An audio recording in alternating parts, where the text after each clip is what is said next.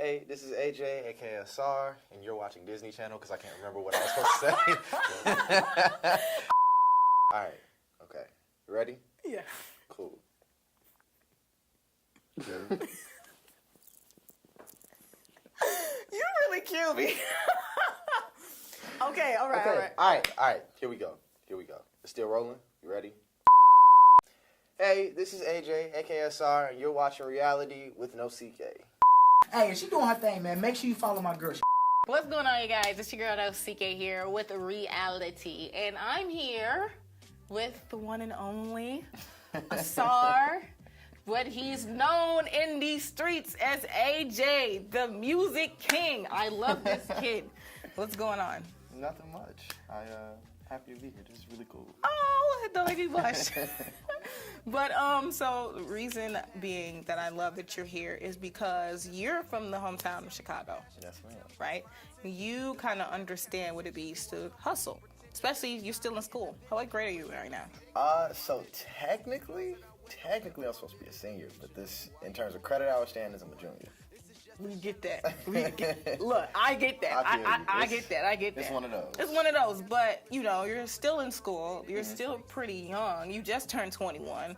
And you're doing a lot for a 21-year-old. Especially you have majority of your music now out on Apple iTunes. Congratulations. Thank you. That's a lot. So let's just start from the beginning.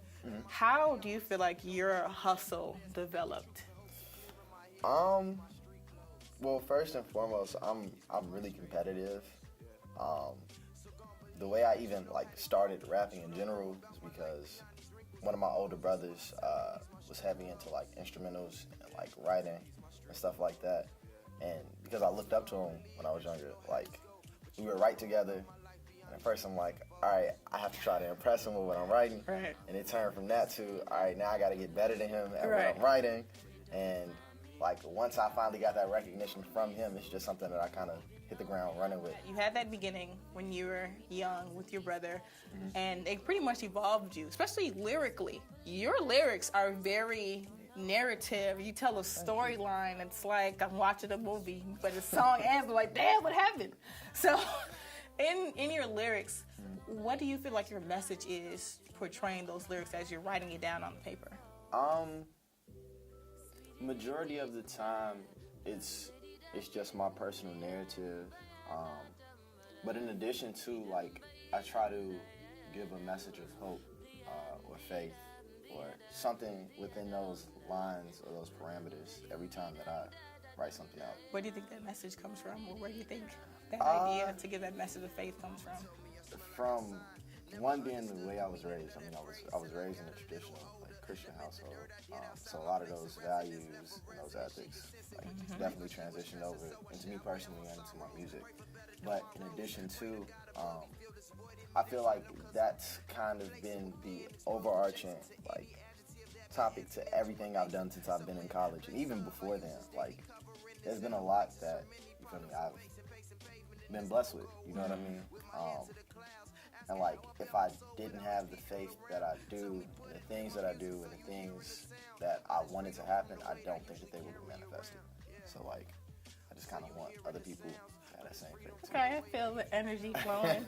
I like that. It wouldn't have manifested. Now, it seems like your whole life has manifested into something else now, because you're about to be one of the next things popping out of the city of Chicago. So. No, seriously. There's a lot of buzz going around you right now. So how do you feel like you can still keep that message and still balance around your life as a student? Because a lot of times we see a lot of people that go into the media field or go into the industry and they're, heavy, strong one way, but because of the way, let's just be real, the media may perceive someone, the identity changes. So how are you trying to keep that identity?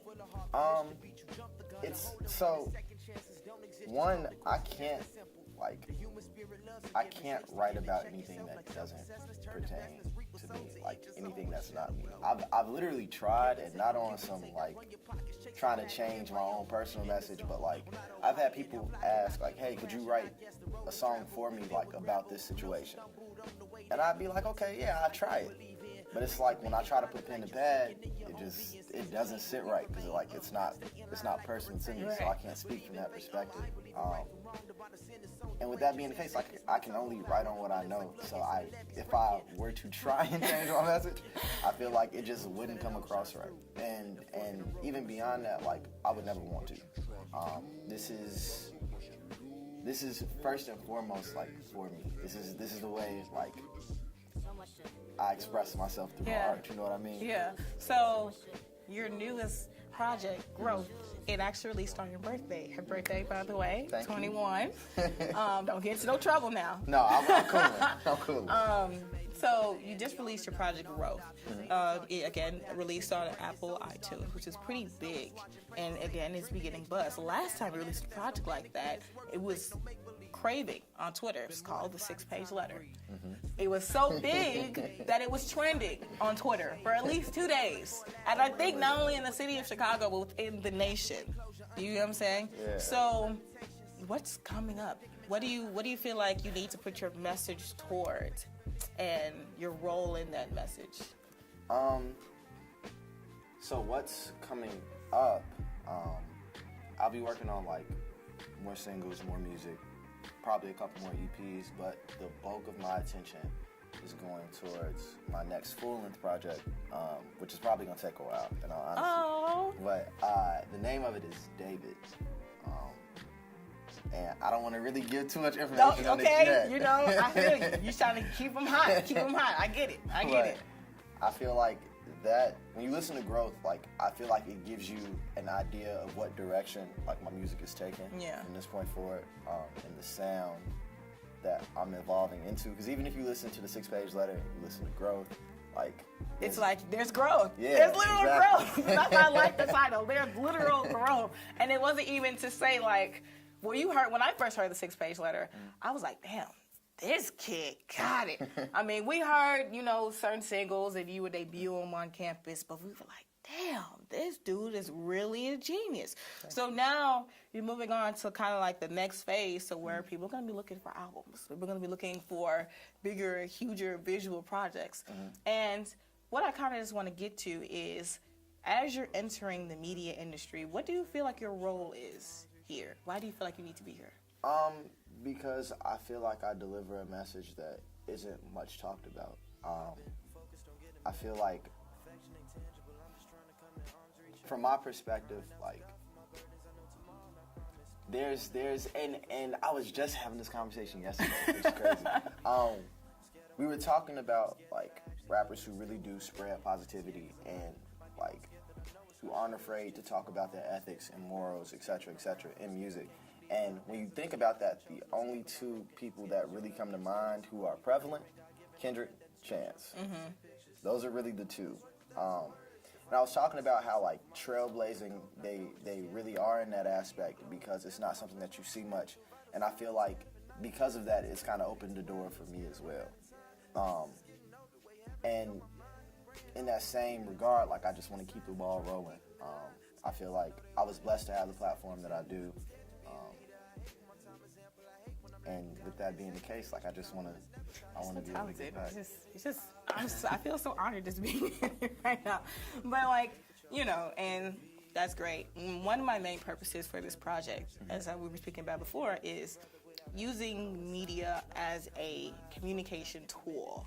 A lot of times we see media as more of a commodity because of the way we see big industries use media. Right. So how can we transform that? How could somebody else that maybe is not in rap, maybe that's, not in entertainment, but may do something in media, whether it's arts, whether it's beauty, whether it's writing, how can we as a society or as a people change the way media is seen as and not use it as a commodity anymore, we use it as a communication tool?